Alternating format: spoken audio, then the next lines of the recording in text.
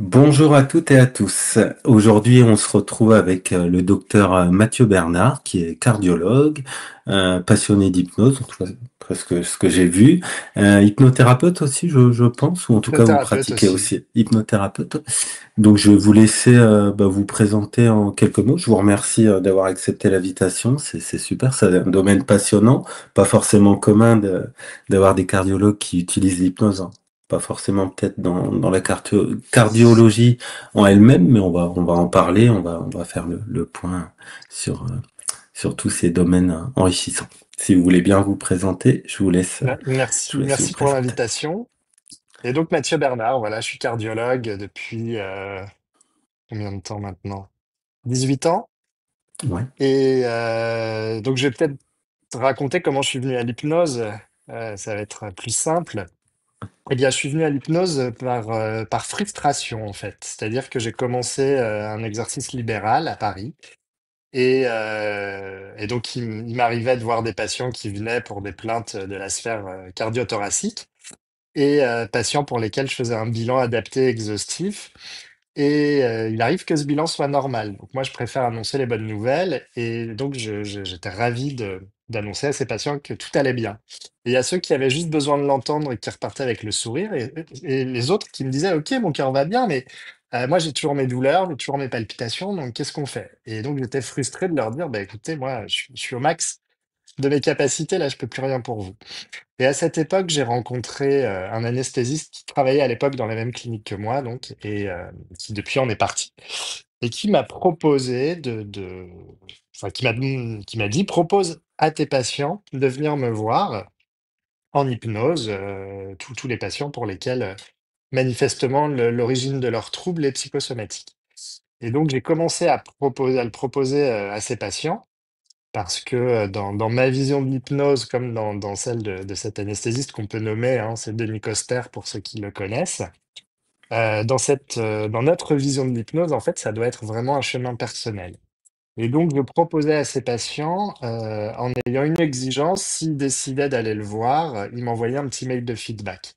Et en fait, j'avais le feedback de Denis Coster et j'avais le feedback des patients, donc c'était parfois très drôle parce que ça pouvait être aux antipodes. Lui était super content de la séance et le patient me disait: «Bof». Et en fait, ce qui disait «bof», quelques semaines plus tard, finalement, il y avait un mieux. Et puis, parfois, il était pas content. Il me dit: «Ah, je sais pas par quel bout, il fallait prendre ce patient». Et puis j'avais le retour du patient qui lui était enchanté et attendait avec impatience la prochaine séance. Et donc voilà, donc quand j'ai commencé à recevoir les feedbacks, je me suis dit: «Waouh, mais c'est tellement, ça rend tellement plus service que de prescrire un diurétique ou un traitement antihypertenseur.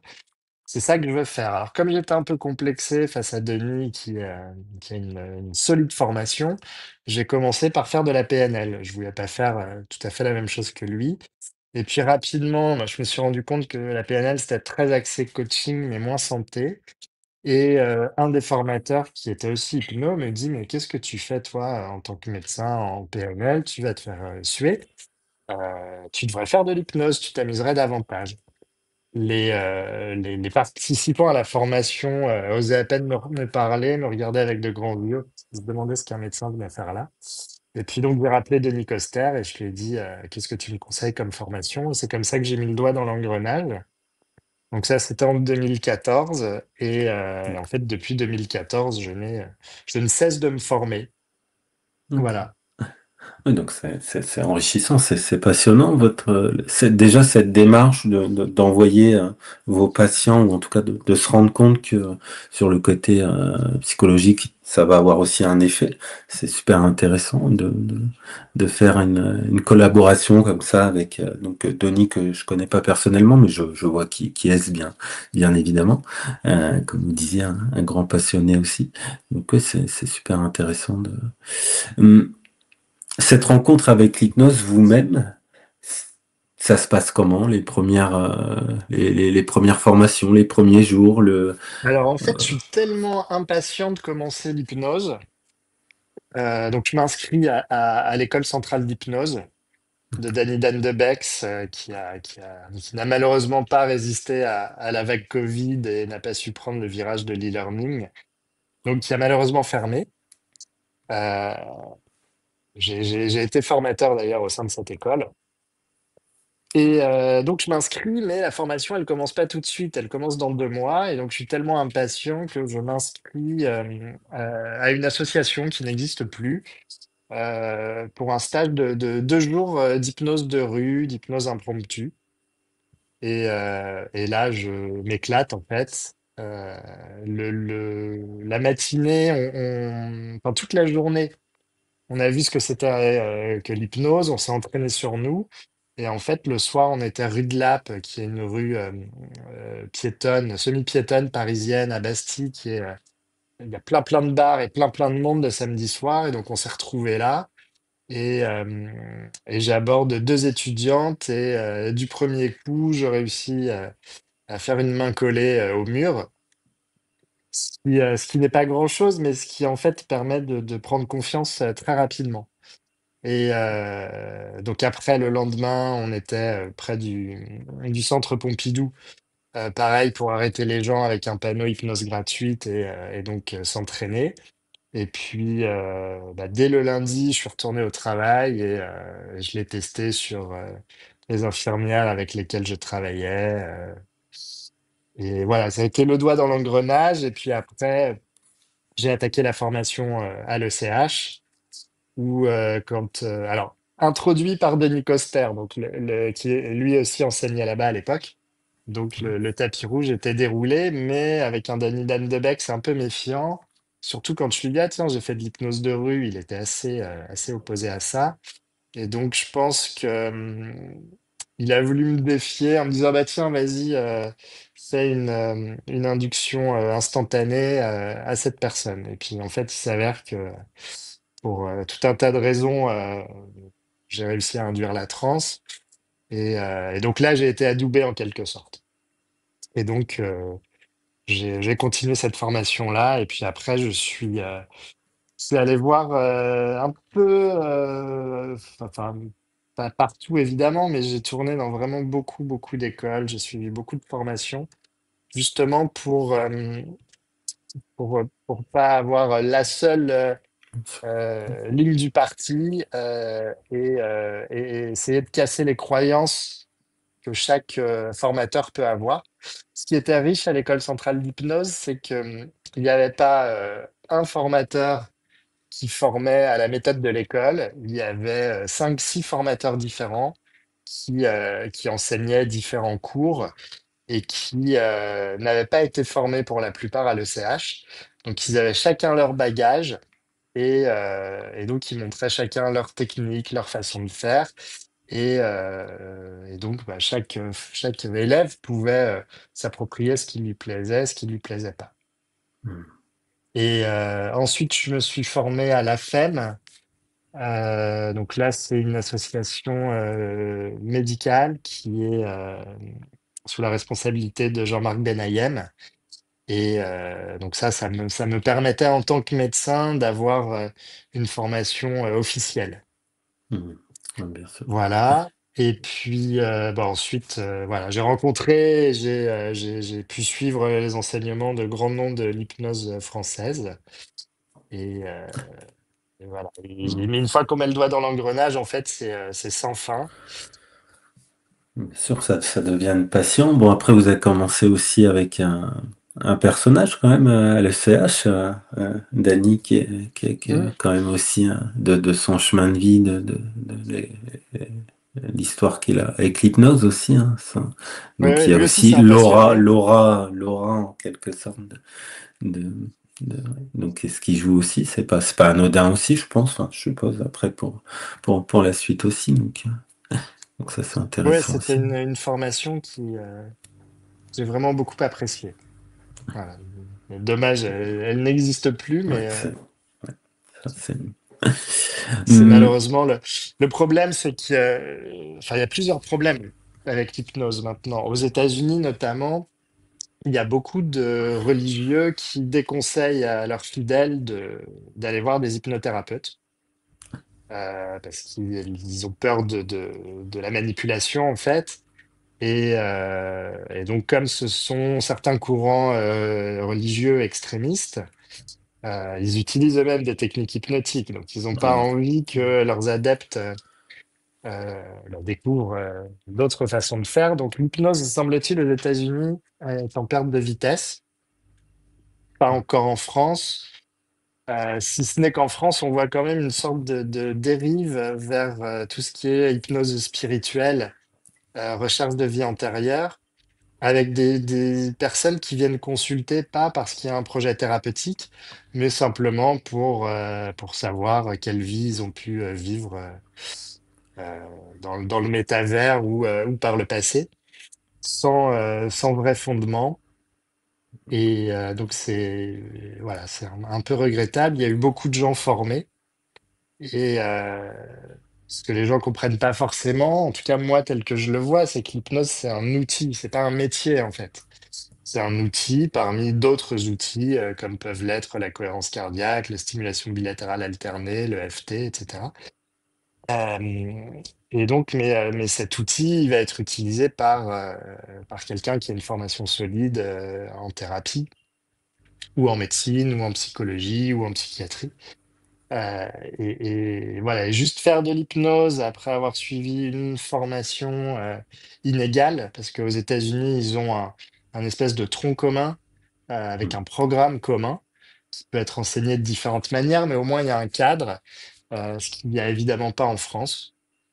Et donc, bien évidemment, il y a à boire et à manger. Après, je suis un peu vent debout contre certaines écoles, certains formateurs, où en fait, quand vous avez le formateur qui a fait ses démonstrations, c'est formidable, mais c'est formidable parce si on pense Cialdini, il y a tous les leviers d'influence en fait. Bien sûr.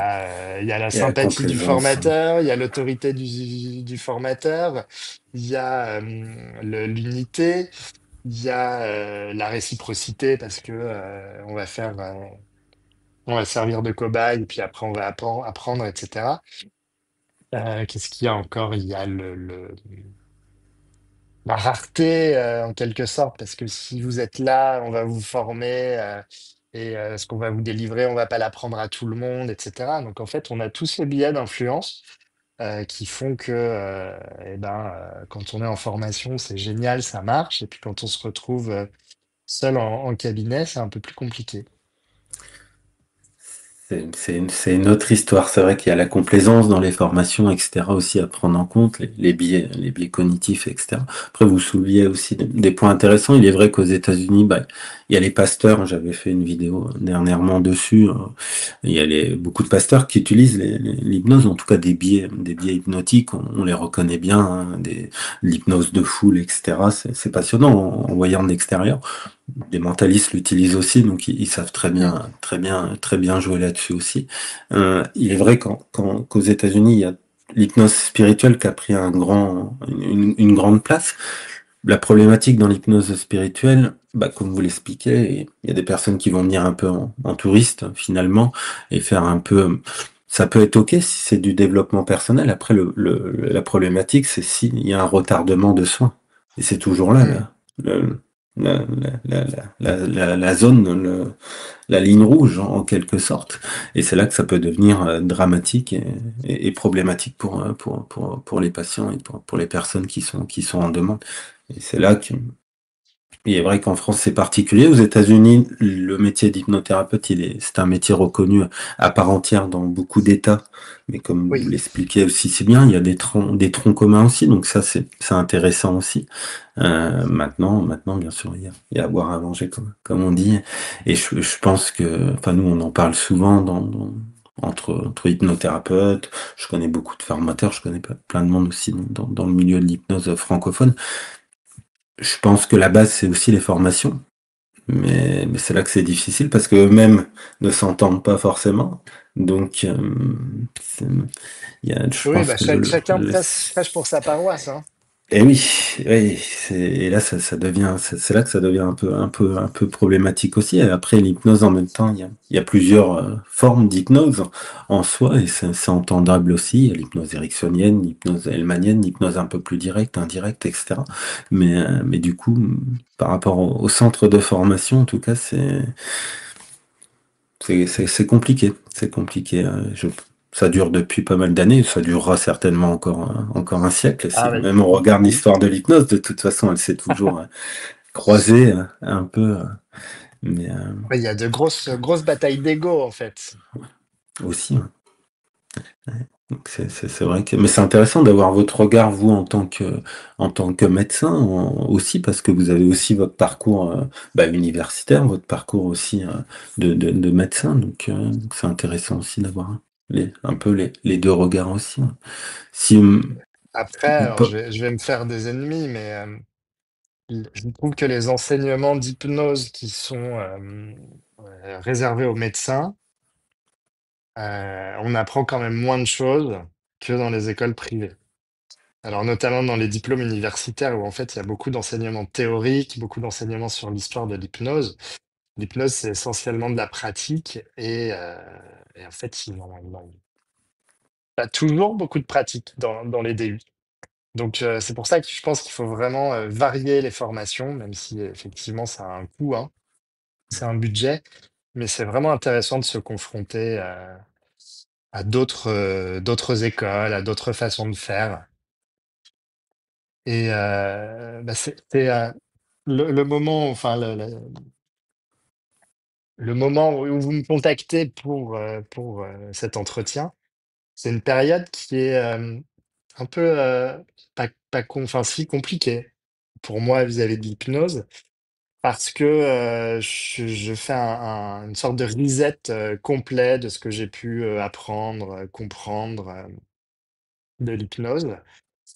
Je ne sais pas si vous le connaissez, mais je ne vais pas vous donner son nom tout de suite, on va teaser un petit peu. Euh, je pense qu'on a en France un nouvel Erickson. Le seul problème, c'est qu'il est un peu comme Semmelweis. Je ne sais pas si vous connaissez Semmelweis, ce médecin autrichien. Ça vous dit non, rien? je pense savoir si c'est le même que nous parlons, si vous avez eu la chance d'être formé avec, mais ça ne m'étonnerait pas, si, étant donné que vous êtes médecin, s'il habite dans le sud de la France, côté ouest, Euh, non? non, non, Enfin, je suppose, non? Je peux non, on ne dire doit pas un parler du nom. même, vous me direz alors. Donc en Ouais. tout cas, Semmelweis, c'est ce médecin autrichien qui a compris que il fallait se laver les mains avant d'examiner les patients. Et en fait, l'histoire, c'est qu'il y avait plein de femmes en Autriche qui mouraient en couche. Et donc, les médecins faisaient des autopsies le matin pour comprendre pourquoi elles mouraient. Et l'après-midi, ils faisaient les accouchements sans se laver les mains. Et donc, c'est les médecins qui contaminaient les patientes. Et donc, Semmelweis a su avant tout le monde que les microbes existaient et qu'on les transmettait d'un cadavre à un corps sain. Sauf que personne l'a cru et qu'il a fini interné et qu'il est mort dans des circonstances troubles dans l'asile dans lequel il a été interné. En fait, c'est lui qui avait raison, mais il a eu raison un peu trop tôt. Voilà, donc là, en fait, je suis effectivement des formations avec Jérémy Nouan. Je sais pas si vous connaissez D'accord. Oui, Jérémy. je connais Jérémy. Ok. Et donc Jérémy, pour le suivre depuis longtemps, je pense qu'il a une compréhension de l'hypnose qui est rare, avec une expertise qui est assez dingue, tant théorique que pratique. Le seul problème, c'est comme il n'est pas médecin, il a pas, il y a une légitimité qu'il a du mal à obtenir. Mais pour moi, c'est vraiment un grand nom de l'hypnose en France, hein. Hmm. C'est J'invite vrai que vos auditeurs à aller regarder ses travaux parce que franchement, j'ai rarement vu quelqu'un qui a cette maîtrise en fait de l'hypnose, quel que soit le niveau. Après, ce qu'il fait, c'est quand même du très haut niveau, donc c'est pas accessible à tout le monde, hein. Il faut travailler, c'est une quête de longue haleine, mais je pense que c'est lui qui a raison. En fait, moi, heu, quand j'ai lu là, je suis en train de lire son deuxième livre, quand j'ai lu le premier, quand j'ai vu ce qu'il faisait, ça a été vraiment une claque et avec une énorme remise en question de ma pratique. Donc c'est pour ça, ceux Ceux qui préfèrent rester dans leur train-train quotidien et qui veulent pas se remettre en question, n'allez surtout pas le voir. Mais sinon, si vous avez un peu de curiosité, allez voir ce qu'il fait. C'est assez bluffant. Et lui est très opposé aux suggestions, en fait. C'est vraiment le patient, le sujet qui va construire sa transe. C'est pas le thérapeute qui décide de faire une régression, c'est pas le thérapeute qui décide de faire du symbolique, c'est le sujet qui va y aller tout seul. Et donc, ce qu'il dit est pas complètement faux, hein, et puis je pense qu'il y a plein de thérapeutes qui l'auront constaté. C'est qu'en fait, quand vous faites un sevrage tabagique, par exemple, et que vous réussissez à convaincre quelqu'un par des suggestions d'arrêter en le dégoûtant, par exemple, de la cigarette, bah ça agit un peu comme un Doliprane. C'est-à-dire que la suggestion du thérapeute, c'est mon Doliprane, c'est mon Dafalgan. Et donc, je vais le prendre, ça va marcher 6 heures, et puis après, l'effet du médicament va s'estomper. Et ben, quand les suggestions viennent du thérapeute, ça ne dure qu'un temps également. Et ça, je suis assez d'accord avec ce qu'il dit. Donc, la solution, elle doit vraiment venir du sujet et pas du thérapeute. Je me souviens aussi, je l'ai formé dans une autre école qui a fermé elle aussi, hein. Faut surtout pas m'embaucher comme formateur parce que en général, dans les 2 ans qui Ça, suivent, l'école met la clé sous la porte. Mais j'avais enseigné dans cette école et en fait, j'étais stupéfait parce qu'il y a plein de clés qu'on donnait pas aux élèves en se disant: «Mais non, mais là, ça, c'est trop compliqué, puis c'est trop dangereux. En fait, ils peuvent faire beaucoup de mal aux patients, donc c'est pas la peine de leur au sujet, c'est pas la peine de leur enseigner ça». Et puis, en fait, c'était essentiellement des scripts qui étaient lus, sans qu'il y ait aucun échange avec, le sujet. C'est-à-dire qu'il était plus ou moins en transe et il n'y a que le thérapeute qui parlait, sans aucun échange, sans aucune discussion. Je trouvais ça, assez aberrant et donc quand je leur ai, expliqué que moi je discutais énormément avec le sujet, que ce soit en signaling ou par la parole, ils tombaient des nues, quoi. Donc il y a vraiment des enseignements aussi, inégaux, en France, hein, et c'est pour ça que j'invite, vraiment tous les thérapeutes à aller voir ailleurs, bien sûr. aller voir d'autres façons de faire et plus on a de cordes à son arc, plus on a de façons de faire, plus on est adaptable. Et plus on s'adapte au sujet. C'est vraiment au thérapeute de s'adapter au sujet, et pas au sujet de s'adapter au thérapeute.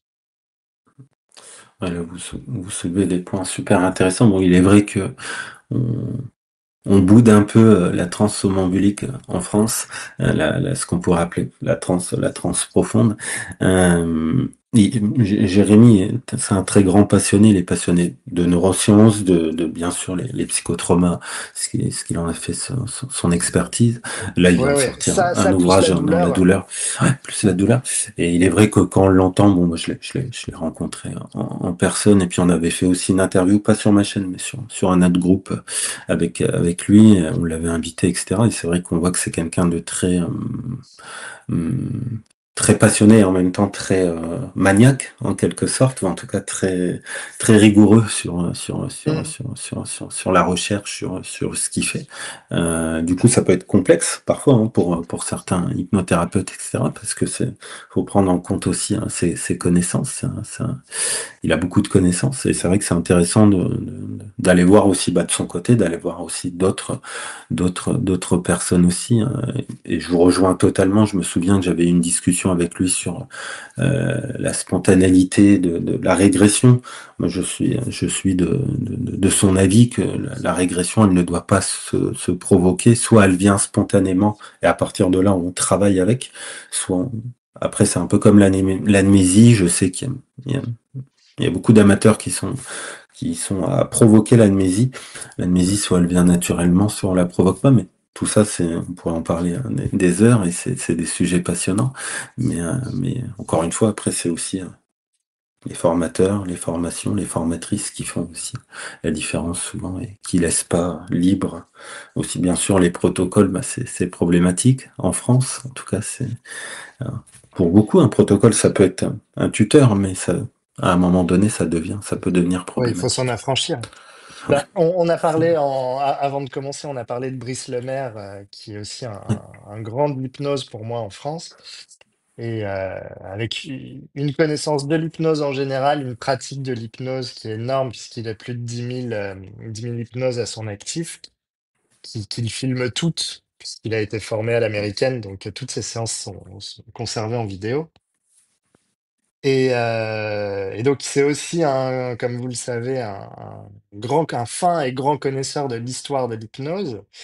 Et donc, lui nous dit que c'est donc Jean Godin qui a ramené l'hypnose ericksonienne, hein, je mets des guillemets, en France, mais que pour Godin, en fait, la profondeur de transe ne faisait N'avait qu'asseoir pas. la supériorité du thérapeute et n'avait aucune raison d'être.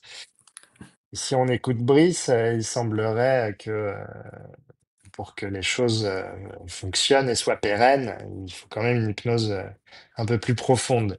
C'est vrai qu'en France, on est un autre grand nom que j'ai eu la chance de rencontrer, qui est aussi atypique, hein, alors Jérémy n'est pas atypique, mais je crois que Jérémy dérange un petit peu parce qu'il doit froisser certains égos.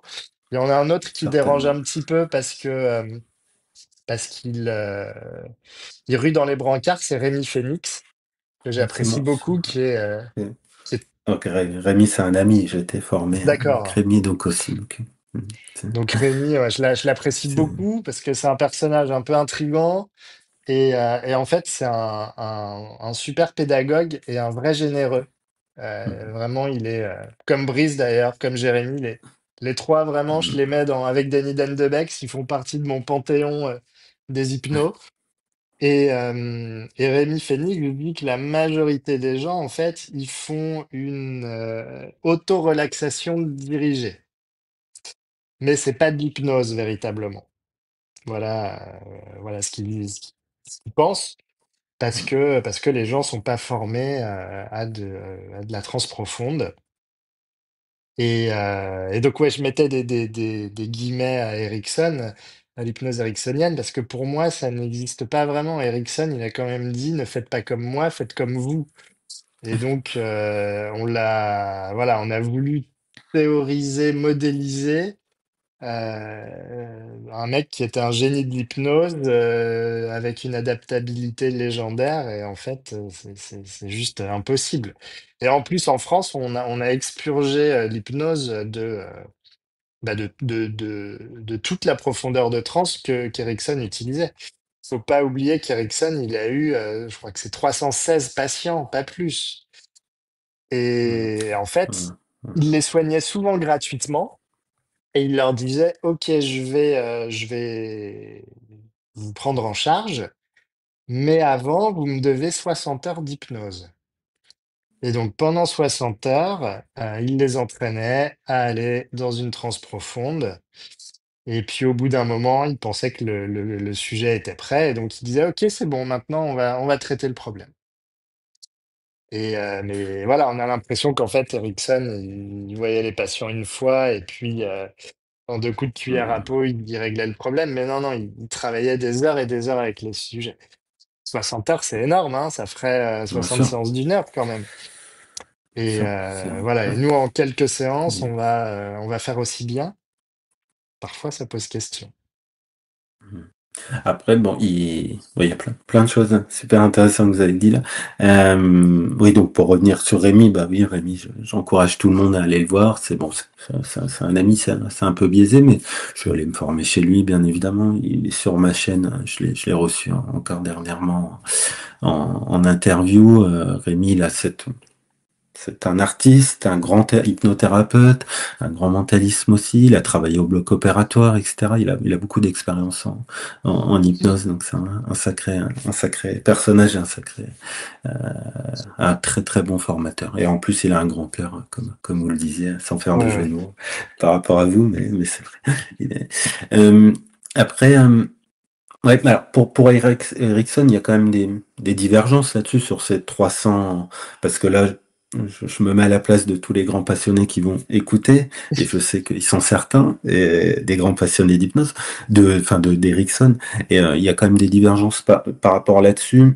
mais les 300 personnes qu'il aurait pu accompagner, il est vrai que ça viendrait bon, à la base, je crois que c'est sorti d'Olivier Locker qui avait fait un peu des recherches dans ce sens-là.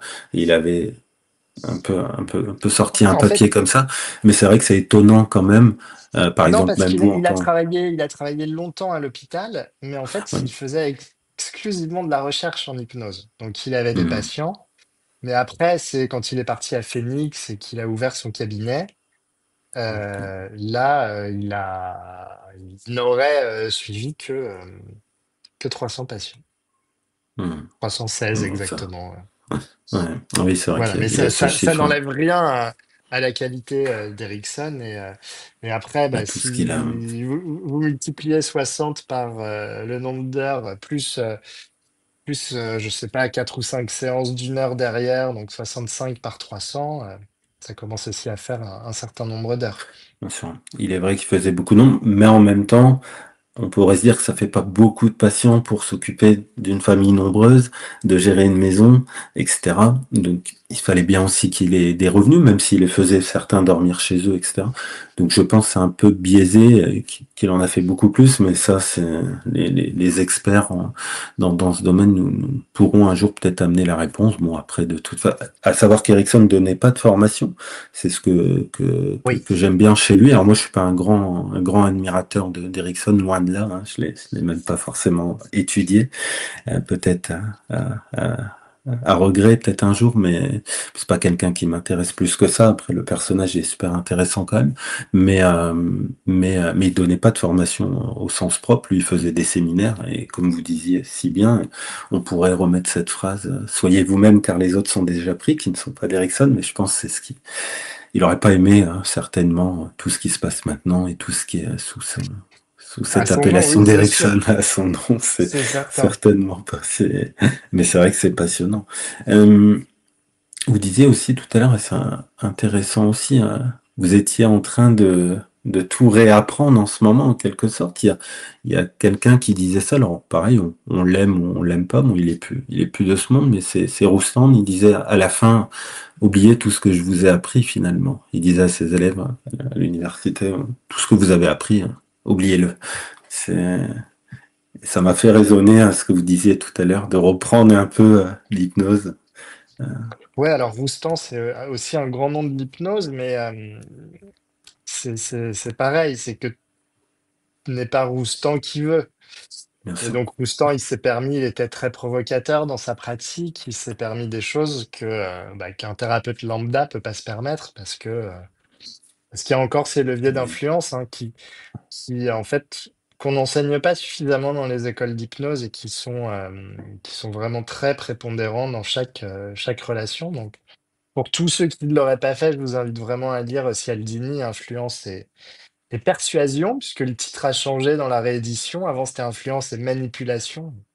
Je pense que ça est trop connoté négativement, donc maintenant, c'est Influence et Persuasion, qui est un livre facile à lire, super intéressant et qui permet de bien comprendre les enjeux dans une relation thérapeutique. Hmm, encore plein de questions. Hein, pour finir aussi là-dessus, tout à l'heure, vous disiez les grands noms. Alors, je sais pas si vous le connaissez. Et justement, je pensais que c'était cette personne-là, enfin, que vous alliez citer aussi. Hein, peut-être vous l'avez rencontré. C'est Dominique Minglet, grand psychiatre, grand passionné Ouais. d'Erickson, mais qui a eu des divergences avec Jean Godin, puisque c'était son formateur, et justement sur la transe profonde. Et il le dit si bien dans son dernier livre que bien sûr la transe profonde c'est la base de l'hypnose. S'il y a pas d'hypnose profonde, je vais pas parler en son nom, mais que c'est quand même très important. Après, il y a beaucoup de divergences, surtout aujourd'hui là-dessus, mais que justement il insistait sur cette transe profonde et qu'Erickson a insisté aussi sur cette transe profonde. Je sais pas si vous avez un peu étudié, peut-être rencontré vous en tant que médecin. Je l'ai pas rencontré, j'ai vu quelques séminaires qu'il a pu animer et puis je dois avoir un ou deux de ses livres. J'utilisais pas mal pendant un temps un de ses protocoles de sevrage tabagique que je trouvais intéressant. Même si je suis pas très protocole, celui-là c'est des rares que j'utilisais. Et je pense que c'est vraiment le seul médecin hypno qui connaissent autant et qui défendent autant la transe profonde. Ça, ouais, c'est vrai il est un peu à part dans le paysage d'hypnose médicale en France. Mais je pense que c'est lui qui a raison. Mais voilà, le problème, c'est les gens qui ont raison trop tôt et bah, qui sont les seuls à crier la vérité dans le désert, malheureusement. Si, ouais. Bon, après, c'est parfois un peu comme la mode, ça revient, et puis on revient un peu en arrière, puis on se rend compte que les Ouais, anciens, oui, ils n'avaient bah, pas forcément tort, hein. C'est- en hypnose, c'est effectivement souvent le cas, hein. En tout cas, vrai, c'est super intéressant ce que vous dites. Bah, on voit clairement que je savais pas parce que je vous connais pas personnellement. On voit que vous êtes passionné de l'hypnose et en toute honnêteté, C'est souvent je le m'étais cas, dit hein. je m'étais dit que vous aviez fait un cursus plutôt classique en DU et un peu passionné, mais je pensais pas que vous alliez rentrer dans cette direction Ah, de si, si, l'hypnose parce que plutôt classique, hein. Et, c'est vrai que je l'ai pas abordé, mais l'hypnose, ça a complètement changé ma pratique médicale. C'est-à-dire que je fais attention au vocabulaire que j'utilise, je fais attention aux suggestions que je peux faire, hein, puisque les patients, en général, quand ils vont chez le médecin, ils y vont pas par plaisir et ils sont dans un état de transe négative assez facilement. Et donc, dans cet état, les suggestions, elles passent comme des lettres à la poste. Donc, il faut faire vraiment très, très attention.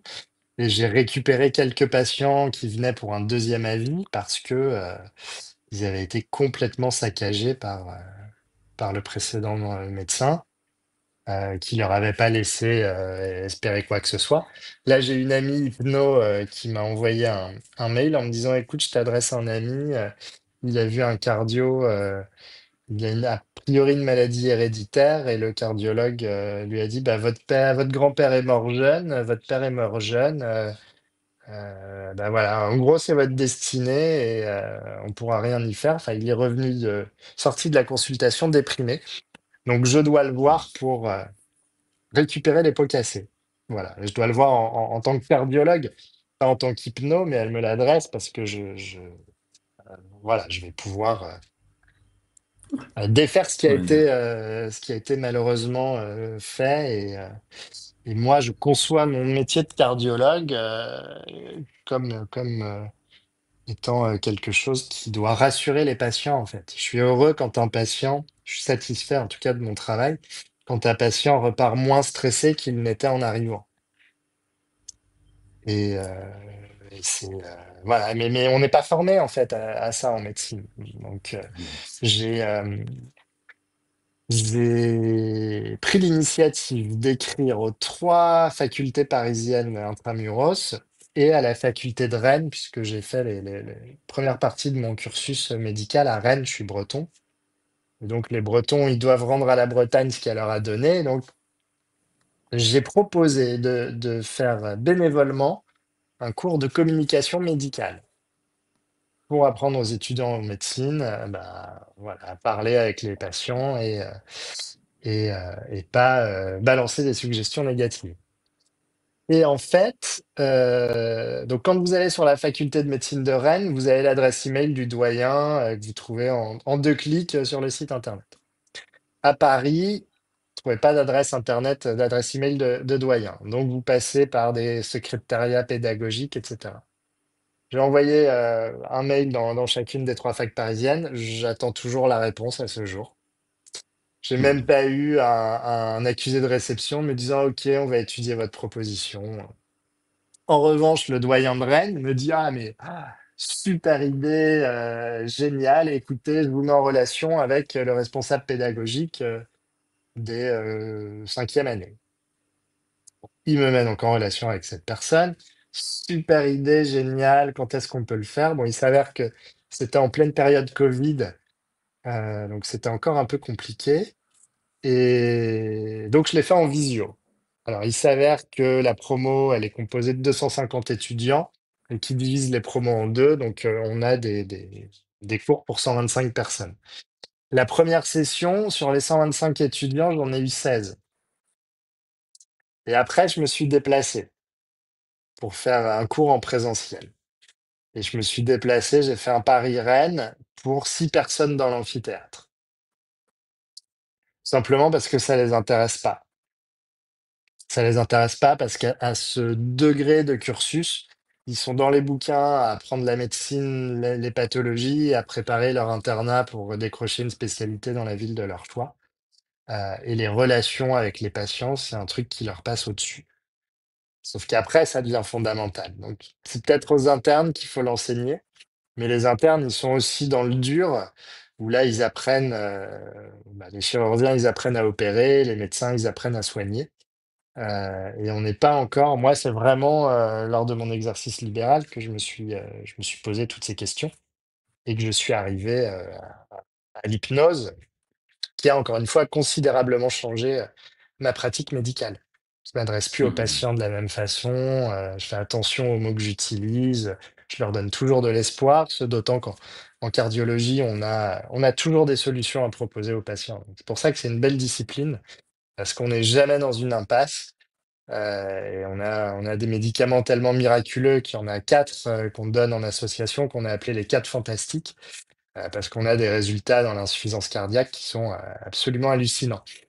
Et voilà, donc il faut donner de l'espoir aux gens et je vois des gens qui viennent pour un deuxième avis parce que le premier cardiologue les a vraiment stressés, alors il y avait pas lieu. Donc voilà, moi mon job c'est de rassurer les gens, c'est surtout ça. Et donc ça passe par les mots et l'hypnose est précieuse pour ça. Vous disiez dans une autre interview que j'ai écoutée de vous que finalement, en quelque sorte, beaucoup de médecins étaient très maladroits de par Ouais. leur éducation professionnelle, enfin de par leur cursus, hein, finalement, qu'ils avaient. Il Ça y a rejoint une ce que vous disiez. il y a une clinique de Grenoble qui a fait 2 vidéos. Il y en a une qui doit s'appeler, elle est sur YouTube, hein, Hypnose négative au bloc opératoire. Je les avais contactés, je leur avais demandé si je pouvais utiliser cette vidéo pour former des médecins. Parce que je forme aussi des médecins généralistes, alors plutôt à la cardiologie, donc lecture de l'électrocardiogramme, hypertension artérielle, cholestérol, etc. Mais parmi les formations que je donne, il y a aussi une formation en communication médicale. Et donc, je leur passe, il y a les deux pendants de la vidéo, il y a ce qu'il faut pas faire et ce qu'il faut faire. Et donc, je leur passe la vidéo qu'il ne faut pas faire. Alors, ils sont tous morts de rire parce que les situations, elles sont juste incroyables. Et en fait, à chacune des formations, il y a toujours une voix parmi les participants qui s'élève et qui dit: «Non mais attendez, vous rigolez, mais moi, j'ai vécu pire que ça». Et donc, de raconter tout ce que lui, médecin, passé de l'autre côté de la barrière et devenu patient, a vécu. Et c'est des trucs qu'on vit au quotidien quand on est médecin. En fait, on s'en rend même plus compte. Et quand on passe de l'autre côté de la barrière, là, on se dit: «Ah ouais». Ouais, ouais, il y aurait des choses à reprendre. Bon, j'ai reçu aussi plusieurs médecins, etc. Sur ma chaîne, j'en connais personnellement. Ils sont tous d'accord pour dire que oui, bah, c'est faute de temps, souvent de moyens aussi. Bon, puis je pense qu'on est tous, enfin, tous d'accord. Beaucoup de personnes sont d'accord pour dire qu'en France, en particulier, la médecine, c'est une vieille dame aussi, c'est une vieille institution aussi. Donc, C'est vrai. ça prend du temps aussi, comme beaucoup de choses en France. Et, euh, et c'est vrai que bah, c'est grâce à des personnes comme vous que ça bouge aussi. Hein. C'est en interne, hein, finalement. De toute façon, la meilleure façon, c'est de le faire bouger en interne. Mais ça doit pas être évident. Comme vous l'expliquiez, parfois, c'est. Non, bah, au départ, quand je me suis formé à l'hypnose, mes associés m'ont dit: «Mais, on a recruté un cardiologue, pas un hypnotiseur», en faisant la Hmm. grimace comme ça. Maintenant, ils m'adressent des patients, donc les mentalités évoluent, mais elles évoluent, petit à petit. C'est vrai que si je prends mon expérience, n'étant pas loin de la Suisse, donc je travaille beaucoup avec les Suisses, et il est vrai que bah voilà, même des fois en supervision, j'ai des anesthésistes, etc., qui viennent de Suisse, et c'est une autre philosophie, c'est une autre approche. L'hypnose Ah, ils sont est beaucoup plus bien vue, ouverts hein, à tout ce qui est bien sûr, alternatif, c'est sûr, hein. bien sûr, bien sûr. C'est sûr. Faire de l'hypnose. direct entre guillemets au bloc opératoire, c'est pas mal perçu. Au contraire, c'est hellmanienne, elle est plutôt bien vue. En France, c'est encore à demi-mot, ça dépend. Donc tout ça, bien sûr, pour le bien du patient, toujours la priorité. Mais je vois quand même la différence avec la Suisse. C'est différent. C'est une autre culture. Et le mot hypnose n'est pas mal perçu. C'est pas un gros mot. Non, c'est pas un gros mot. Mais de moins en moins aussi, enfin, de moins en moins en France. Disons, en France, on avance et on recule. On avance, on recule, j'ai l'impression. C'est une impression que j'ai en tout cas, en discutant avec pas mal de personnes. Euh, sur votre quotidien, justement, l'hypnose, dans le métier de cardiologue, vraiment, euh, quelle est sa place? Euh, Alors, je m'intéresse beaucoup au stress parce que le stress est un facteur de risque cardiovasculaire reconnu. Le problème, c'est qu'il est très compliqué à quantifier. C'est facile de quantifier une consommation de cigarettes, un taux de sucre, un taux de cholestérol, des chiffres d'hypertension artérielle, mais le stress, il y a comment dire, des questionnaires qui existent, mais qui sont fastidieux, qui sont pas très précis. Et en fait, le stress, c'est pas tellement pris en compte, pas vraiment pris en charge parce que ça demande du temps. Ou alors on va prescrire un anxiolytique, mais ça va pas résoudre le problème en fait.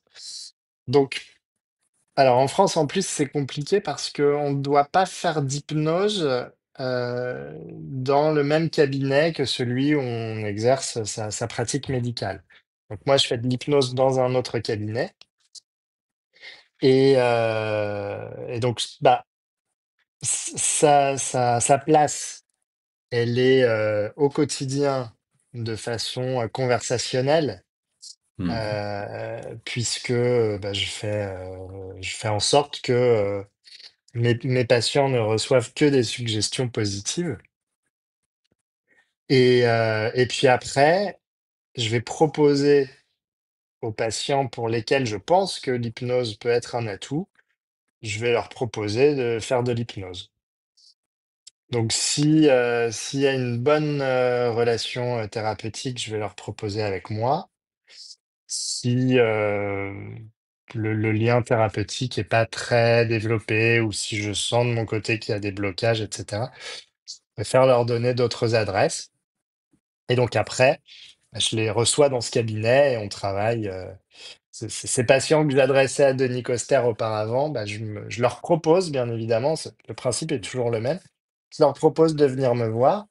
Je leur explique que si ça les gêne que j'ai les 2 casquettes, cardiologue et hypno, et ben j'ai de bonnes adresses, donc je leur donne les adresses et voilà. Et donc, alors, soit ce sont des patients vraiment qui ont une problématique cardiaque, type palpitation, extrasystole, douleur thoracique, soit ce sont des patients qui sont venus me voir parce qu'ils savaient que je faisais de l'hypnose. Ils ont plus confiance dans un médecin et qui me contactent directement et puis il y a le bouche à oreille, donc finalement, bah, j'applique, enfin j'utilise tous les champs d'application de l'hypnose avec, tout ce qui est vrai gros trauma type agression sexuelle, agression physique que je me refuse à faire parce que je m'estime pas compétent. Mais bah, vous le savez comme moi, parfois ils viennent pour un problème lambda et puis, finalement on tombe sur quelque chose de plus gros. Donc là, bah, je travaille dessus et puis en fonction, je vois si je réoriente ou si je continue, avec le ou la patiente. Donc on voit bien qu'elle a une place importante hein, quand même dans Ouais, votre vie. oui, Et oui. elle est très complémentaire, même en tant que cardiologue. Hum, Ouais, Je, c'est un je, je- super outil. En fait, quand, j'ai fait la formation, de Brice Lemaire en hypnose hellmanienne. Et donc, c'est vraiment, ce sont les cours des années 50 qui ont été faits par des Vellman, hein. Donc, vraiment, on est transporté dans le temps, on prend la machine à remonter le temps, et on est aux États-Unis en 1950 avec les cours de Develman, et on se rend compte à quel point l'hypnose était prégnante, prépondérante chez les médecins. et qu'ils l'utilisaient dans leur cabinet, mais pour tout un tas de choses, en fait, pour vacciner un enfant, et en fait, c'est extrêmement regrettable et dommageable, à mon sens, qu'on ait perdu ça et que les médecins soient pas tous formés à l'hypnose. Ce serait tellement plus facile pour les patients. Parce qu'il y a un truc qui est dingue, c'est que tous les gens qui viennent aux urgences sont stressés. Et si on y réfléchit, quand on arrive aux urgences, on devrait au contraire être soulagé parce qu'on va être pris en charge. On va avoir un professionnel de santé qui va nous soulager, qui va comprendre ce qu'on a. Mais non, on arrive, on est stressé. Enfin, tout est en fait pour que ce soit anxiogène, de toute façon. Hmm. L'attente, les lumières, le bruit, mais ça devrait être l'inverse. On devrait plutôt pousser un ouf de soulagement quand on passe la porte des urgences en disant: Ça y est, enfin, on va s'occuper de moi, je vais être pris en charge». Mais non, non, on redoute tellement ce qu'on va nous annoncer, ce qu'on va nous trouver, ce qui va se passer. Et justement, les patients sont en transe négative Ah oui. et ils prennent tout sans filtre. Et ce que j'explique aux médecins que je forme, c'est qu'en fait, vous avez un patient qui attend parce qu'il s'est tordu la cheville et pour passer une radio, et il entend 2 radiologues discuter à côté en disant: «Oh là là, tu vu le mec, 45 ans, cancer du poumon», et en fait, s'il fait pas attention, il va prendre la suggestion pour lui et même si le mec, il a que 30 ans, il va se dire: «Putain, ils m'ont trouvé un cancer du poumon, c'est pas possible», simplement parce qu'il est dans cet état d'hypersuggestibilité et que les gens autour n'auront pas fait attention. Et Et puis, voilà, et on n'a pas cette formation et c'est déplorable, je trouve. on sait très bien que la pensée, la suggestion a quand même des répercussions hein, sur nous-mêmes. Vous preniez l'exemple des deux médecins qui discutent ensemble. Oui, ça me fait penser. Je l'ai déjà entendu des personnes que j'accompagne, un psychologue malade, enfin, avec, ouais, en étant maladroit en quelque sorte, il va dire à la personne qui est en deuil. Ça, je l'ai trop entendu ce genre de choses. Bah, vous êtes jeune, vous allez retrouver un mari. C'est vraiment, c'est lunaire. On se demande à quel moment c'est grave, mais en même temps, bon, bah, c'est présent et il y a beaucoup dans tous les corps hein, de métiers, hein, de soins bien évidemment, mais il y a beaucoup de choses à revoir là-dessus, ouais, bien évidemment.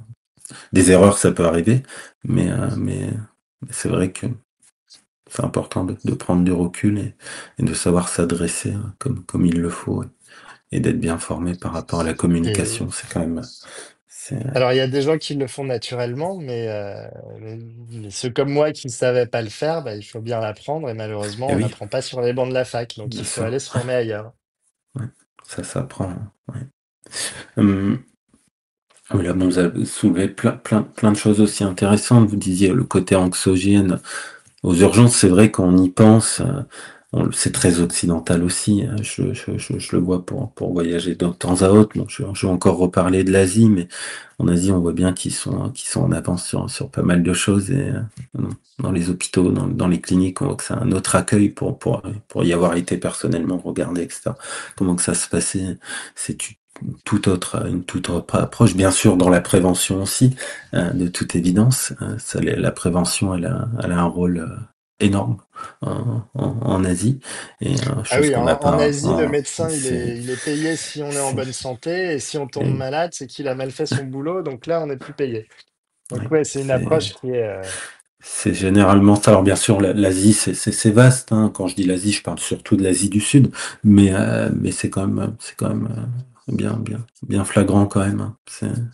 Donc ça, je pense on a beaucoup à apprendre aussi. Hein. Deux, bien sûr, il y a le côté culturel à prendre en compte aussi. C'est des facteurs aussi. Hum, je reviens aussi sur votre métier, parce que bah, c'est intéressant, c'est pas tous les jours qu'on a un cardiologue, et je suppose que on vous a déjà posé la question.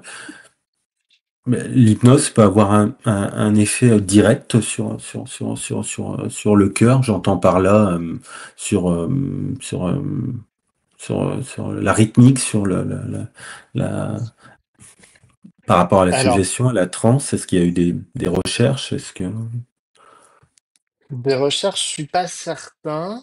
encore que il y a peut-être des papiers d'Erickson sur le sujet. Après, il y a mon expérience personnelle. Euh,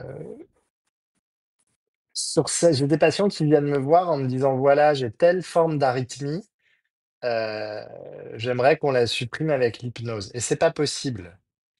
C'est pas possible parce que cette forme d'arythmie dont ils se plaignent, on a vraiment des anomalies anatomiques. Et donc, l'hypnose pourra pas faire du neuf avec du vieux. En revanche, vous avez des manifestations cardiaques qui sont causées par un trauma, par du stress, etc. Et là, ça va être intéressant de travailler dessus en hypnose. Et donc, j'ai une patiente, notamment, l'histoire, elle est assez jolie, donc je la raconte souvent. Une patiente que j'avais vue pour des douleurs thoraciques. Alors, initialement, c'était une péricardite dans le cadre du Covid. Rapidement, la péricardite, c'est une inflammation du péricarde. Le péricarde, c'est le sac qui contient le cœur, comme les poumons sont contenus dans la plèvre. Eh bien, le cœur est contenu dans le péricarde. Et ce péricarde, il est constitué de deux feuillets qui glissent l'un sur l'autre. Et certains virus, comme celui du Covid notamment, peuvent irriter ces feuillets. Et donc, ça frotte et ça fait mal. Bref, elle a une péricardite, elle est traitée, elle guérit. Et elle revient me voir en cardiologie parce que elle a de nouveau des douleurs dans la poitrine. On remet en route le traitement de la péricardite, pensant que c'est ça, et ça fonctionne pas cette fois-ci. Et de fil en aiguille, je finis par l'avoir en hypnose. Qu'est-ce qu'on découvre en hypnose? En fait, alors, cette patiente est russe. Elle est partie il y a une semaine chez son père. Elle revient de Russie. Elle avait fait le test avec son mari Covid qui était négatif. Elle rentre le samedi. Le dimanche, il fêtait la galette des rois. Et donc, il y avait une réunion familiale. Et il y avait un ami de la famille qui avait 75 ans. Et en fait, le lundi, son mari va pas bien. Le mardi, il se fait tester positif au Covid. Le mercredi, elle se fait tester positive au Covid. Et il s'avère que le convive de 75 ans a attrapé le Covid, vraisemblablement lors de cette réunion de famille, et qu'il en est décédé. Et en fait, elle traînait cette culpabilité sur laquelle on a travaillé en hypnose. Et en fait, la douleur a complètement disparu. Donc, c'est là qu'on voit l'effet aussi sur ouais, les émotions, le côté physiologique en quelque sorte aussi, hein, ouais, donc là, Après, ça. je me souviens d'un patient aussi. C'était un jeune patient à qui on avait posé un diagnostic. Et en fait, c'était pas possible puisque son IRM cardiaque était normal. Et pour ce diagnostic-là, on a forcément quelque chose à l'IRM. Et en fait, il avait eu une souffrance au niveau cardiaque. Et il s'avère qu'il avait fait un jeûne de 7 jours et qu'il a eu des douleurs dans la poitrine. Il est allé aux urgences. Aux urgences, ils ont dosé le marqueur de souffrance cardiaque. Il était très élevé. Il a été hospitalisé et il a parlé de ce jeûne et les médecins ont négligé l'info ou l'ont dit mais non, ça peut pas être ça. Et je lui explique que s'il avait fait un marathon la veille, on aurait eu cette même élévation parce que le marathon, c'est une épreuve, ça fait souffrir le cœur. Donc ce marqueur aurait été élevé. Pour autant, tout, tout serait bien allé. Et donc, j'avais pas la notion, donc je fais comme tout le monde, je regarde sur Google et je trouve des papiers sur le jeûne et l'élévation de ce marqueur de souffrance cardiaque. Et donc, je le revois en hypnose et là, j'ai juste fait de la désensibilisation avec des stimulations bilatérales alternées en lui expliquant que vraisemblablement, cette élévation, cette souffrance, elle était en lien avec le jeûne et qu'il n'y avait jamais eu, donc, le diagnostic qui avait été posé, c'était le diagnostic de myocardite. Et donc, on travaille là-dessus, pas très très longtemps. Et donc, je lui demande qu'est-ce qui a bougé. Il me dit, ben, là, en fait, j'ai qu'une envie, c'est de quitter votre cabinet et d'aller faire un footing. Ça fait 6 mois que je n'ose plus faire de sport. Et là, j'ai juste envie de sortir. Et donc, là aussi, ce sont des médecins qui ont inculqué ou suggéré un diagnostic qui était erroné. C'était pourtant dans un CHU avec des universitaires qui ont tourné autour pendant des jours et des jours. Et alors lui souffrait de palpitations et de douleurs dans la poitrine. Et à l'issue de cette séance, bah, tout s'est normalisé. Et donc, bah, si on n'était pas allé voir ce côté psychologique, on aurait tourné autour, il aurait eu quantité de bilans en disant bah non, on trouve pas, quantité de traitements. J'ai une autre histoire, alors là, qui n'intègre pas l'hypnose, mais ça m'a fait comprendre beaucoup de choses. Je vois un confrère, il y a énormément d'extrasystoles. Les extrasystoles, c'est des battements prématurés, ce sont des fausses notes. On en fait entre 1 et 100 par jour. On a 100 000 battements par 24 heures en moyenne. Et lui avait 16 000 extrasystoles, ce qui est énorme. De mémoire, j'ai jamais vu ça. 16 000, c'est 16% de ces battements sont des fausses notes, sont des battements prématurés, sont des erreurs entre guillemets. Et au moment où je le vois, il vient de se fracturer le fémur. Quand on est médecin et qu'on se fracture le fémur, la première idée, c'est une fracture, enfin, c'est fracturer le fémur en enfilant son jogging. Donc, quand on se fracture aussi facilement le fémur, la première hypothèse diagnostique, c'est une fracture sur une tumeur, en fait. Donc, quand je l'ai vu, il venait d'être opéré, il n'avait pas commencé la rééducation, il n'avait pas le résultat de la NAPAT et il n'avait pas trouvé de remplaçant. Donc, son cabinet ne tournait pas, ses patients étaient désœuvrés et il devait payer ses charges. Donc, de quoi être assez stressé. Et je ne sais toujours pas pourquoi je ne l'ai pas traité. Parce que à l'époque, quand je voyais autant d'extrasystoles, immédiatement, je mettais un traitement. Et je l'ai revu 3 mois plus tard en refaisant donc, ce qu'on appelle un Holter, qui est un enregistrement du rythme cardiaque sur 24 heures pour quantifier ces extrasystoles. Et il est passé de 16 000 à zéro. Quand je dis zéro, c'est zéro. Il n'y en avait aucune sur son Holter, même pas une. Et entre les deux, qu'est-ce qui s'est passé? Il a eu le résultat de la NAPAT, il a terminé sa rééducation, il avait trouvé un remplaçant et il avait repris son boulot. Et il avait pu payer ses charges. Et donc, en temps normal, je l'aurais traité. Si sans traitement, on passait de 16 000 à zéro, à plus forte raison, avec traitement, on serait aussi passé de 16 000 à zéro. Et à l'heure où je vous parle, il serait encore sous traitement. Sauf qu'il en aurait vraisemblablement pas besoin. Ce qui fait que maintenant, je ne me jette plus sur les thérapeutiques comme je le faisais avant. On prend un petit peu de recul, on prend un petit peu de temps, on va chercher, voir s'il n'y a pas une cause qu'elle soit psychologique, environnementale, familiale, qui puisse expliquer cela. Et l'autre chose que je fais aussi, c'est que j'ai tendance à arrêter certains traitements. Soit parce que je pense qu'ils sont plus nécessaires, notamment dans le cadre de l'hypertension artérielle, où quand on vous colle l'étiquette hypertension artérielle, bah, en fait, vous en prenez pour perpète. Sauf que je suis convaincu qu'il y a des gens qui ont besoin à un certain moment d'une béquille parce qu'ils vivent un deuil, parce qu'ils accompagnent en fin de vie un proche, parce qu'ils viennent d'être licenciés, que sais-je, et que ça va se traduire par une élévation de la pression artérielle. Et qu'à ce moment-là, ils ont besoin de leur traitement. Mais le temps aidant, les choses, elles peuvent rentrer dans l'ordre. Et donc, je suis plus enclin maintenant à tester, parce que parfois, j'ai raison, mais parfois, je me trompe aussi. Donc, on diminue le traitement, on voit ce qui se passe, on arrête le traitement, on voit ce qui se passe. Et donc, parfois, effectivement, ils n'ont plus besoin de ce traitement. Parfois, bah, je me trompe et finalement, ils en ont besoin. C'est pas grave, on reprend le Mhm. traitement.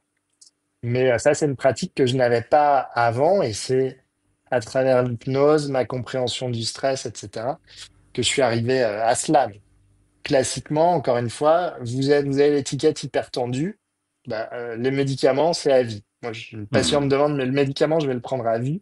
C'est une expression que j'ai en horreur. Je leur dis, on va voir, vous allez le prendre probablement longtemps.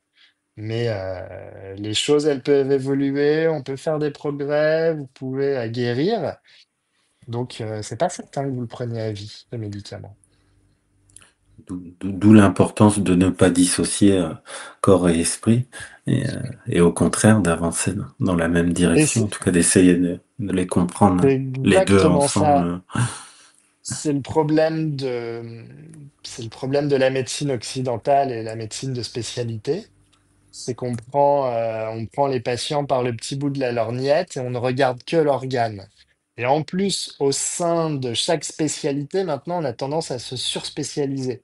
On ne va faire qu'une seule technique, parce qu'on ne fait bien que ce que l'on fait tous les jours, hein, de toute façon. Donc, on va faire une seule technique, on va faire que ça, et on va délaisser tout le reste. Et nous, on le voit bien. Moi, j'ai passé 10 ans à m'occuper des patients en hospitalisation dans la clinique dans laquelle je travaille. Et en fait, c'est probablement ce qu'il y a de plus stressant parce que vous avez des vraies urgences chez des patients hospitalisés. Vous avez plus de patients qui font des arrêts cardiaques et qui meurent à l'hôpital que dans un cabinet de consultation. Donc, il faut toujours être sur le qui-vive et toujours être réactif. Et puis, vous avez le stress des patients. Quand, dans la clinique dans laquelle je travaille, on fait des coronarographies. La coronarographie, c'est un examen des artères du cœur qui est assez invasif puisqu'on fait une piqûre dans l'artère du poignet. Il y a un anesthésiste qui est présent, etc. Et on monte un petit tuyau jusqu'à la naissance des artères du cœur. Là, on va injecter de l'iode pour les opacifier, les révéler. Et puis, s'il y a un rétrécissement, on va rentrer un petit guide métallique dans l'artère. Donc, c'est un vrai travail de haute couture, parce qu'on doit aller vraiment guider pour sélectionner la bonne branche de l'artère. Et là, on va venir gonfler un ballon avec un ressort qu'on appelle un stent. Donc, c'est un examen qui est assez stressant, et pour le cardiologue et pour le patient.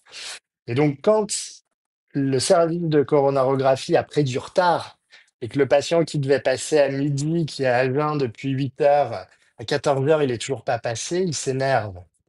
Et donc, il s'énerve sur qui? Bah, il s'énerve sur le personnel aide-soignant, infirmier, et sur les médecins qui s'occupent du patient à l'étage.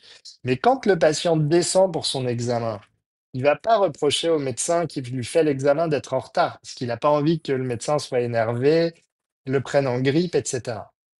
On a le stress des familles aussi, qu'il faut gérer, etc. Et donc moi, j'ai passé 10 ans à faire ça. Ça fait depuis 2 ans seulement que j'ai quitté l'hospitalisation pour ne faire que des échographies et de la consultation. Mais pour trouver des cardiologues qui acceptent maintenant de faire que de l'hospitalisation, c'est quasiment impossible. Parce que c'est trop de stress et en fait, on le voit bien, les internes, maintenant, ils se surspécialisent tous dans la coronarographie, par exemple, parce que le patient, on lui demande de ne pas parler pendant qu'on fait l'examen. On lui fait l'examen. Bonjour monsieur, au revoir monsieur, on a trouvé ça, tac, hop, vous remontez là où ils vous expliqueront tout. Et en fait, ils perdent vraiment toute cette relation humaine, tout ce contact qui fait aussi le sel de la discipline. Malheureusement, on a le sentiment que ça n'intéresse, je parle comme un vieux con un peu, mais que ça n'intéresse plus les jeunes. Hmm. Ah oui, il y a une perte qui se fait mais en médecine généraliste, hein, de toute façon. Enfin, vous le disiez, hein, de toute façon, il y a des spécialistes, et puis on renvoie, on voit bien, ne serait-ce que chez le médecin généraliste, il ne fait que renvoyer la plupart du temps vers dispatcher finalement vers d'autres spécialistes. Hum, Ça me faisait penser, je me souviens une fois j'avais fait un post qui était un peu pas mal perçu, mais qui dénotait un peu dans le monde de l'hypnose. Je disais de s'adresser parfois aux organes sous hypnose, suivant les problématiques. Bien sûr, une fois que tout est écarté sur le plan physiologique, une fois qu'il y a la validation des médecins, etc. Typiquement, on pourrait, je sais pas moi, un côlon irritable ou autre, ou s'adresser comme, je crois qu'Erickson le faisait, comme les Égyptiens, s'intéresser à l'organe en lui-même, et tout ceci en transe, au lieu de parler à la personne, parler directement à l'organe. Alors, il y a un côté métaphorique, et je leur disais, vous pourriez être surpris. Et il y a beaucoup de personnes qui trouvaient ça super intéressant, d'autres qui disaient que c'était un ordre un peu peut-être spirituel. Je leur disais, mais vous dissociez le corps et l'esprit. Et c'est dommage. C'est dommage de, alors, je sais pas ce que vous en pensez, je sais pas si vous Ah, avez je déjà fait suis des recherches en recherche, des recherches, dans les non, grands mais je mots. l'ai fait Mm. avec des patients, oui. Oui, non, je suis à Et 100% d'accord avec vous. c'est, J'ai eu l'occasion de le faire avec un patient qui avait des douleurs de l'estomac. et qui avait des troubles de libido. Donc, je lui ai demandé de poser la question à son estomac et à son pénis. Et les réponses, ça a été arrête de manger trop épicé et arrête de te masturber aussi souvent. Voilà. Donc, Brice Lemaire vous dira que l'esprit est partout dans le corps. Ouais, ouais, je suis d'accord avec lui. Et on en Il y a revient à pas, une effectivement, il n'y a hypnose, pas hein. de dissociation Il y a corps-esprit. pas de dissociation et on en revient à une hypnose finalement bah, un peu plus ancienne, mais qui est pas si ancienne que ça, où Pessugur, etc., s'adresser aux patients, enfin au sujet, leur demander finalement qu'est-ce que vous avez, trouver la solution. Elle est entre guillemets en vous, mais en parlant, pas de façon métaphorique ou autre. Et on en revient à ce que vous disiez, bah, la personne là vous indique finalement ce qu'il doit faire. Alors bien sûr, c'est pas Oui. toujours le cas. Mais pourquoi s'en priver? Que les personnes ont souvent ces ressources en eux, finalement. Si on les interroge et s'ils sont vraiment en transe, c'est là la beauté de l'hypnose, finalement. Ouais, ouais, c'est très intéressant. Hum, on va arriver tranquillement sur la fin. Bon, il y a plein de choses intéressantes. On pourrait parler des heures. J'essaie toujours de rester sur, euh, sur, euh, sur 1 heure 30. Vous parliez aussi, bah, je l'ai appris, hein, que le cœur a des neurones. Pour vous, je pense que ça paraît banal, mais c'est super passionnant. Je pense pour le Non, grand non, je public suis en pas est. sûr que tous les cardiologues sachent que le cœur a des neurones, hein. D'accord. C'est... Oui, allez-y, pardon. Là, C'est- on sait pas très bien à quoi ils servent et ouais, quelle est leur fonction. Moi, il y a quelque chose qui m'interroge.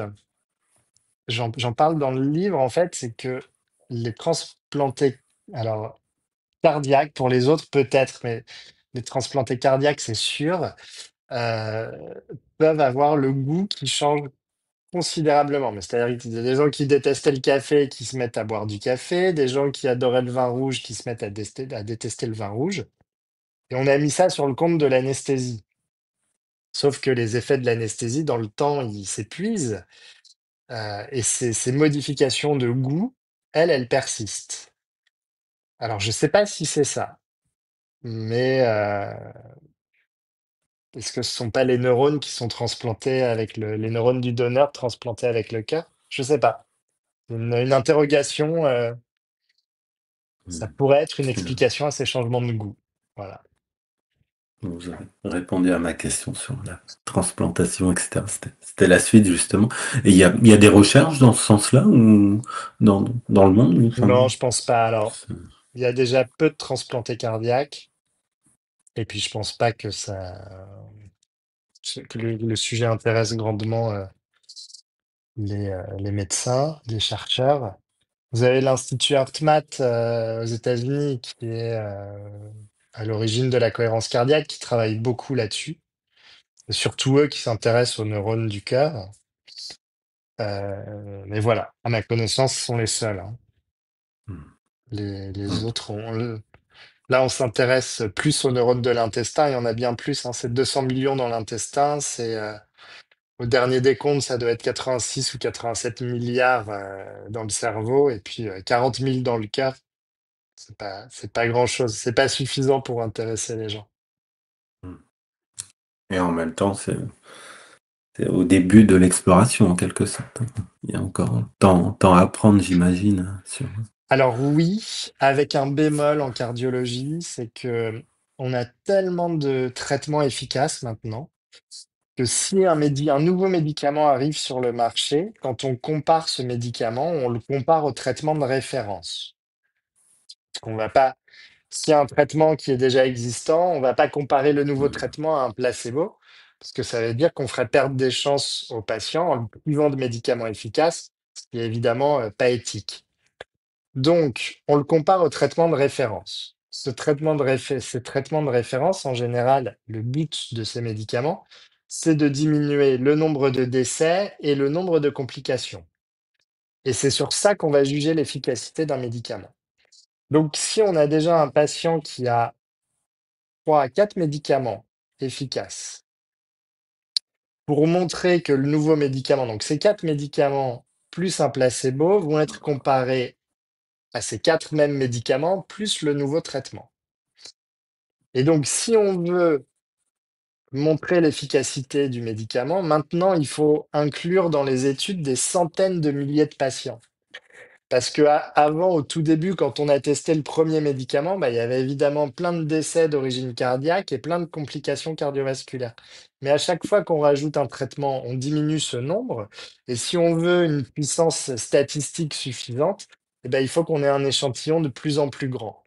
Et donc, on arrive sur des centaines de milliers de patients qu'on va suivre sur des années, ce qui représente un coût phénoménal. Et donc, il n'y aura plus tellement de progrès en cardiologie. Et le dernier médicament, le dernier des quatre fantastiques, en fait, c'est un traitement qu'on donnait aux diabétiques. Et on s'est rendu compte que les diabétiques qui avaient de l'insuffisance cardiaque voyaient leur insuffisance cardiaque s'améliorer. Donc, c'est complètement par hasard. Et même chose chez les diabétiques qui faisaient de l'insuffisance rénale, on voyait que les reins, la fonction des reins s'améliorait avec ce traitement. Et donc c'est comme ça on s'est dit, bah tiens, si ça marche chez les diabétiques qui font de l'insuffisance cardiaque, on va voir si ça marche chez les insuffisants cardiaques qui ne sont pas diabétiques. Et donc on l'a testé et ça a fonctionné. Mais au départ, le médicament n'était pas développé pour ça. Et donc maintenant, les laboratoires préfèrent investir dans d'autres disciplines qui sont la neurologie, la psychiatrie et la cancérologie, parce qu'il y a beaucoup plus de possibilités de développement pour des coûts qui Hmm. seront moindres. Donc l'âge d'or de la cardiologie est passé en termes médicamenteux. Après, au niveau de la chirurgie, au niveau des interventions, on pourra toujours progresser, même si on est déjà à un très très haut niveau. Mais en termes de médicaments, à moins d'avoir des heureuses surprises et de constater qu'un médicament qui n'était pas prévu pour ça entraîne une amélioration, je crois il n'y a plus tellement de nouvelles molécules en développement. Voilà, Bah, place aux autres. Nous, hmm. on a la capacité de soulager, d'aider nos patients. C'est pour ça que j'ai fait de la cardiologie, parce on comprend bien la physiopathologie. La neurologie, il y a des choses qu'on ne comprend pas. La cancéro, il y a encore plein de choses à découvrir. La psychiatrie et le fonctionnement du cerveau, n'en parlons pas. La cardiologie, c'est une discipline qui est assez simple. On comprend très bien le fonctionnement du cœur sain et du cœur malade. On a des traitements efficaces, donc on a des solutions à proposer aux patients. Donc on est Hmm. porteur d'espoir. Voilà ce que je Oui, m'engage à faire à chaque consultation. c'est plutôt positif dans ce sens. Vous êtes l'auteur justement, vous en parliez, hein, de ce livre, le cœur, euh, notre autre cerveau, justement, ça rejoint tout ce que vous disiez sur à l'instant et puis pendant cette interview. Vous voulez bien nous en parler, hein, quelques instants du livre? Ah, Qu'est-ce qui alors a fait que... l'histoire, elle est jolie. En fait, je me dis, tiens, j'ai toujours eu un désir d'écriture. Plus de romans, mais qui est toujours là d'ailleurs, hein, qui aboutira un jour. Mais je me dis, tiens, ça fait 10 ans, donc à l'époque, ça faisait à peu près 10 ans ouais, que je faisais de la cardiologie. Je vais écrire une sorte de testament de ma pratique cardiologique. Et puis, je commence à écrire ce livre et j'en écris 70 pages. Et un jour, un de mes associés arrive en disant, oh, vous savez pas ce qui m'arrive? Je viens de signer un contrat chez Marabout, je vais écrire mon premier bouquin. Donc, il me coupe l'herbe sous le pied, son bouquin sort, et puis je lui dis, tu sais, j'ai acheté ton bouquin, mais je ne l'ai pas encore lu parce que je suis en train d'écrire le mien. Il me dit, ah ouais, c'est vrai, bah attends, je vais te présenter mon agent, et puis en fait, ça se fait jamais. Et un beau jour, je reçois un coup de fil d'Alix, qui est la co-autrice, et qui m'appelle en me disant, voilà, je suis missionné par les éditions Larousse, on cherche un cardiologue qui sorte un peu des sentiers battus et pour écrire un livre. Est-ce que ça vous intéresse? Alors je lui dis, mais vous rigolez, j'ai déjà commencé à l'écrire, bien sûr que ça m'intéresse. Et donc elle me dit, ok, rendez-vous demain aux éditions Larousse. Très bien, donc je me rends le lendemain matin aux éditions Larousse. je rencontre Alix pour la première fois dans l'entrée des éditions Larousse, et puis 5 minutes plus tard, on arrive dans le bureau de l'éditrice. Et là, c'est 3 heures de discussion où moi je ressors avec des papillons dans les yeux, où on me dit le manuscrit, oui, il peut être rendu pour quand? Bah, il sera ça, là, cette date-là, ok, c'est parfait. Bon, on va déjà choisir un titre, même si c'est qu'un titre provisoire, mais au moins on sait où on va, où on avance, et on vous envoie les contrats. Et donc ça s'est fait très rapidement. Le livre, je l'ai écrit dans le métro en 4 mois, D'accord. et parce que je l'avais en moi en fait. Et donc il est sorti un mois avant le confinement, donc le démarrage a été super. Et comme après le premier confinement, ils ont fermé les Fnac, les librairies, et les gens n'avaient pas encore la culture Amazon, donc après, pouf, ça a chuté. Et à un moment, j'ai tapé du poing sur la table parce que il n'y avait jamais eu autant de médecins à la télévision. Donc j'ai appelé l'attaché de presse de Larousse, je lui ai dit, écoutez, il n'y a jamais eu autant de médecins à la télé. Les gens sont stressés. J'ai écrit un bouquin sur le stress. Je bosse dans une unité Covid, parce qu'on en avait ouvert une dans la clinique. Donc vous allez bien réussir à me décrocher une émission de télé pour parler du livre.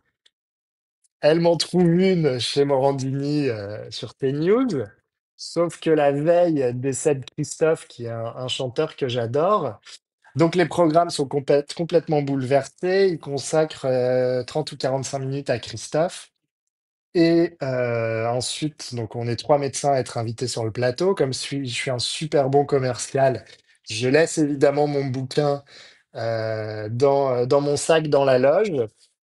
Et résultat, pendant les 30 ou 45 minutes d'émission, pas un mot sur mon livre, puisque Morandini avait oublié pourquoi il m'avait invité avec le fameux bouleversement des programmes. Et donc voilà, si bien que eh ben, le livre maintenant, puisqu'il est sorti depuis 6 ans maintenant, parce que c'était non 5 ans, parce que c'était en 2020, le livre est en rupture de stock et ne sera pas réédité, sauf, sauf je sais pas si je deviens un influenceur, puisque maintenant les maisons d'édition demandent si l'auteur est sur les réseaux et combien de Hmm. followers il a, et en fonction, bah, on voit si on le signe ou pas, parce que ça évite des frais de publicité et puis ça garantit Hmm. quelques pourcentages d'achat. Et les libraires font pareil en fait maintenant. Quand les commerciaux leur présentent un nouvel auteur, la première question c'est est-ce qu'il est sur les réseaux, la deuxième combien il a de followers, et en fonction de ça, le libraire va prendre 1, 5, 10 ou 15 exemplaires du livre. Donc voilà, il y a des gens qui spéculent, c'est pas moi, mais parfois je le vois passer sur Hmm. Amazon en occasion. Alors vous pouvez le trouver à 12 euros, ce qui est une affaire. Vous pouvez le trouver je l'ai vu à 120 ou 200 euros, ce qui ne les vaut pas. En tout cas, moi, ça me revient pas dans la poche. Et sinon, vous le trouvez en e-book sur toutes les plateformes. Sur toutes Voilà, les si vous voulez plateformes. absolument le lire, ce sera au format électronique. Ou Donc, alors, en tout euh, cas, ou alors si vous êtes prêt à dépenser 120 euros. 120 € en papier. En tout cas, c'est une belle histoire. C'est vrai que c'est peut-être mal tombé par rapport à la période. Après, là, comme vous disiez, par rapport aux influenceurs, il est vrai que maintenant, on le voit même sur le titre, enfin, sur la première page Oui, du bouquin, sur la ouais, couverture. ouais, Généralement, ils disent euh, 500 000 abonnés sur YouTube ou autre. tout à C'est fait. très, très, très, très vendeur. Et c'est dommage parce que, bien sûr, c'est des livres de qualité parfois, mais c'est dommage qu'on s'arrête à Bah, ça. Mais j'avais appelé c'est. mon éditrice quelques mois plus tard et je lui avais dit, ah, j'ai une idée de livre sur l'hypnose et la pédagogie, en fait. Comment j'utilise l'hypnose avec mes enfants. Elle me dit, ah, c'est une super idée, c'est génial. Je lui dis, c'est vrai, ça vous plaît? Elle me dit, oui, mais vous n'avez pas la légitimité. Ah, bon, ok. Et 15 jours plus tard, je vois, alors je sais plus si c'était Big Flo, Oli ou Carluto, je sais pas qui, Paternité 2.0, comment je suis devenu papa, etc. Quelle légitimité il avait plus que moi? 1 million de followers ou d'abonnés, voilà. Et ça, c'est un peu notre société d'aujourd'hui, hein, ça. C'est un peu. Et oui. Ouais. Voilà, donc il Trop, faut que ouais, j'envahisse les réseaux c'est ouais, ouais, c'est une si option. je veux Mais écrire c'est un nouveau ouais, livre. c'est une option. On vous retrouve sur votre site, celui-ci normalement, si c'est bon? Ouais, c'est C'est ça. bien, ouais, pour les personnes qui souhaitent vous contacter. Euh, bon, ben, c'est super, on a passé un bon moment. Alors, on pourrait discuter, j'aurais plein de questions encore, mais le but, Ah, c'est que vous me ça soit aussi réinviterez. agréable bien sûr, avec plaisir. Peut-être pour faire une table ronde aussi, j'ai encore plein d'idées d'inviter, comme je l'ai déjà fait avec d'autres. C'est intéressant aussi d'inviter plusieurs personnes et d'échanger aussi. Il y a tellement de choses à faire que ça peut être, Alors, je ça voudrais peut juste rajouter une chose parce que je vous ai cité Danny Dan Debex, Denis Coster, Jérémy Nouan, Rémi Phoenix, Brice Lemaire. Et dans mon panthéon, il y a un autre maître Jedi de l'hypnose qui est Daniel Goldschmidt, qui être. lui est très orienté hypnose profonde et qui est aussi un amour. Parce qu'il y a quand même Bon, dans ce milieu de l'hypnose, il y a des gens qui ont des égos sacrément gonflés. Et la plupart des gens que je viens de vous citer sont quand même des crèmes des bonnes personnes. dans ce milieu où en Hmm. fait ça c'est le truc qui me choque un petit peu, c'est que on a le sentiment que les gens qui prêchent la bonne parole et qui invitent leurs élèves à travailler sur eux ne l'ont pas fait sur eux-mêmes. C'est le problème de l'hypnose. Bon, Daniel, je le connais aussi, j'ai aussi suivi sa formation, je l'aime beaucoup aussi, donc je, Ouais, c'est c'est prêcher une crème aussi. un convaincu aussi. Bien sûr, on relèvera aussi, de toute façon, on pourrait sortir plein de noms de toutes les femmes aussi, hein, qui sont malheureusement rarement mis en avant, mais il y en a beaucoup aussi dans le monde de l'hypnose, dans le monde de la recherche aussi. Mm. Donc c'est important aussi. Bientôt, je vais recevoir un spoiler, mais l'IPACO, Pacos, je sais pas comment on dit, qui est de la NGH Lipasco. aussi, Basco, une grande dame aussi que j'ai déjà rencontrée en interview aussi, mais etc. Il y en a plusieurs sur ma chaîne aussi, et c'est vrai que j'essaie aussi de les mettre en avant aussi parce qu'ils font un métier formidable et dans le monde entier, surtout la recherche aussi. Et Mm. on a tendance des fois à l'oublier aussi. C'est important aussi. Très bien. C'est Parce vrai, que, alors moi l'occasion s'est pas présentée. ouais, J'ai pas été formé par des femmes, mais voilà, ça n'est que mon panthéon personnel, hein. bien sûr, oui. Évidemment, Non, non, mais ça n'est que mais mon bien avis, sûr. mais je vous Ouais. invite, j'invite vos auditeurs à aller voir ce que font tous ces gens, parce que Mais pour moi, bien vraiment, sûr, ils sont des grands noms de l'hypnose en de France. l'hypnose en France. Donc, Ouais. c'est Puis intéressant bien d'aller sûr, voir ce qu'ils font, certains, même si leurs certains pratiques, sont. sont très variées. Il y Ouais. a à apprendre Et, chez chacun d'eux. et pour certains, ils sont auteurs, dont Jérémy, où il y a beaucoup de bons retours sur ses livres. Brice, bon, bah, on en parlait au tout début, Brice est un grand passionné, ne serait-ce que son livre, L'histoire de l'hypnose, c'est moi ce que C'est j'appelle une Bible. ouais, un petit chef-d'œuvre. Et puis tous les livres qu'il a pu traduire, tout ce qui, c'est un grand passionné. Donc on a de la chance aussi qui traduit des livres, qui l'en fait lui-même aussi. Et Ouais, ça, alors après, c'est on peut peut-être super, faire ça. un appel à Satas parce qu'il a traduit Roy Hunter, le premier tome, mais il y en a trois autres derrière. Et évidemment, comme le premier, il n'a pas dû super bien marcher, Satas est réticent à sortir les suivants. Donc bah voilà, si vous avez un petit peu Ouais, d'argent dans le portefeuille ou si on peut vous faire un ça peut cadeau, être Roy Hunter, c'est un. Moi, j'aimerais bien le découvrir en français. Donc, si on peut tous ouais, écrire à Satas pour demander le tome 2, ce sera c'est vrai bien. que ça serait ouais, c'est une bonne idée. C'est vrai que j'en avais entendu parler là-bas il y a quelques jours, lors d'une autre interview. On m'avait dit ça. Ouais, ouais. Ce qui a une question, peut-être que vous auriez aimé que je vous pose et que je vous ai pas posé. Ah, c'est une excellente question, ça. Euh,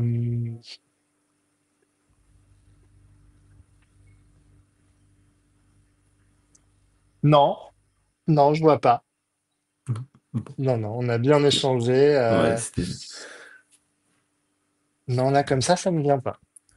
bah, J'ai dit super. beaucoup de Bah, choses, donc je pense que j'ai c'était délivré tous les ouais, messages que je voulais passer. ouais, c'était Merci intéressant, pour cette tribune. c'était très fluide. Bah, merci à vous et puis bah, peut-être à une prochaine fois en Avec personne, grand ou plaisir. une autre interview, ou peut-être en conférence aussi, hein, si j'en refais Avec grand d'ici là. plaisir. Super. Et ben merci à vous et puis à une prochaine. Merci. À bientôt. Merci. Ouais, Au merci. revoir. Au revoir.